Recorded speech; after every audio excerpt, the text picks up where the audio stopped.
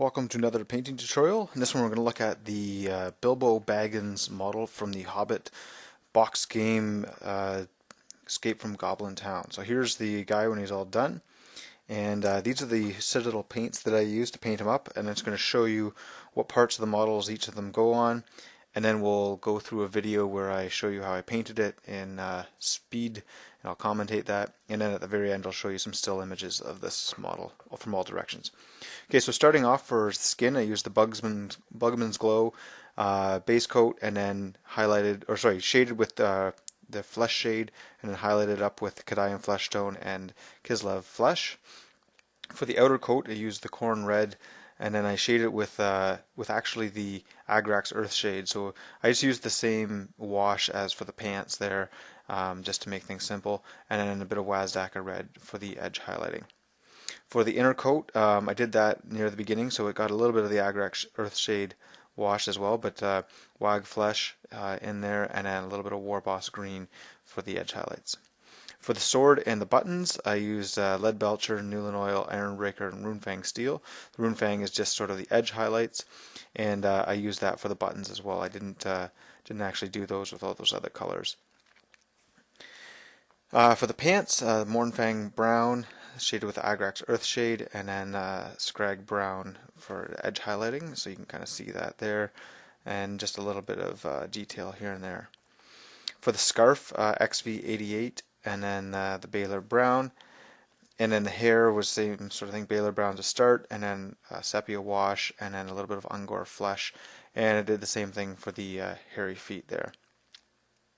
So now I'm doing the Wag Flesh there. I started with that because it's sort of on the inside of the model.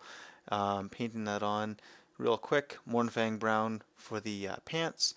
And because I'm going to be shading all these later, it doesn't have to be super perfect, but going on there pretty easy. Corn Red for the outside of the jacket. And the base coat I gave isn't the greatest base color. It's a little bit glossy, so I had to kind of do this in two coats, just to make sure I got nice even coverage for everything there. So it took a little bit longer, and I just wanted to get a nice even coat. And as I've mentioned on some of the other videos, I do some touch-ups off screen here.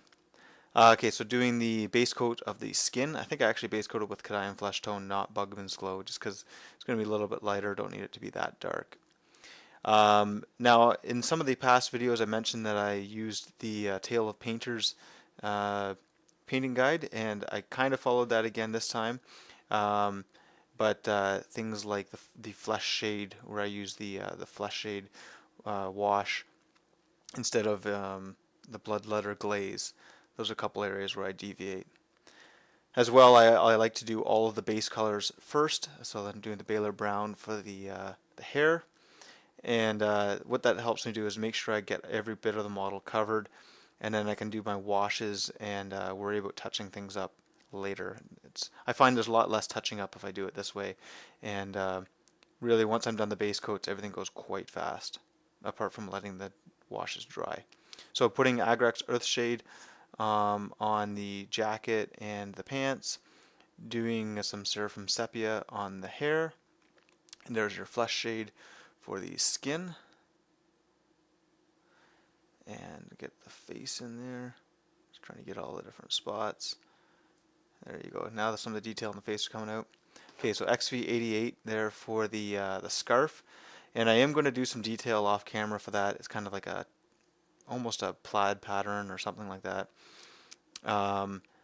just to give it a bit of detail. And you can see that a little bit in the pictures at the end of all of this.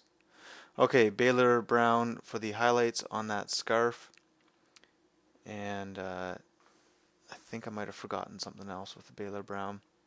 Okay, Wazdaka Red for the highlights on all the jacket. As you can see, I'm just doing on the edges of things, and I do go back later and I kind of blend things in a little bit with a bit more Corn Red, just to cover up some of that Agrax Earth shade and help give it a bit more of a red tone than a brown tone. Okay, just getting the last bits of detail there. Because this is covering such a large part of the model, I'm spending a bit more time on it and trying to make sure that everything blends very nicely.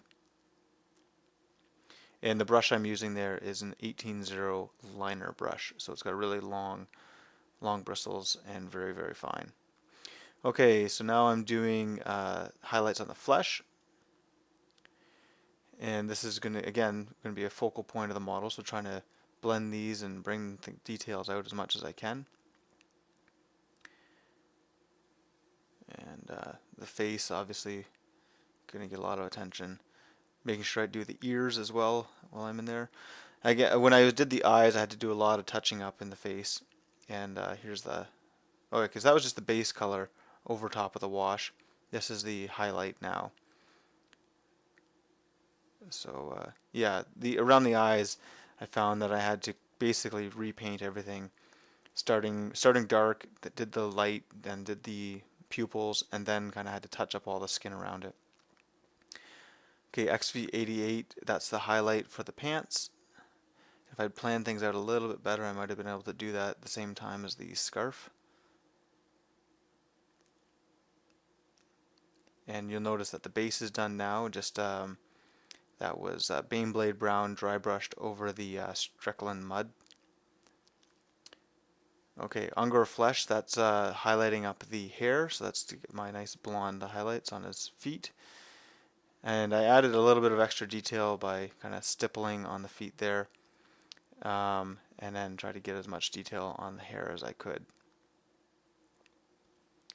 Okay, and then for the last little bit, I'm going to be doing some Runefang steel on the his blade there and sting, and on the buttons, which again I touch up a little bit off screen.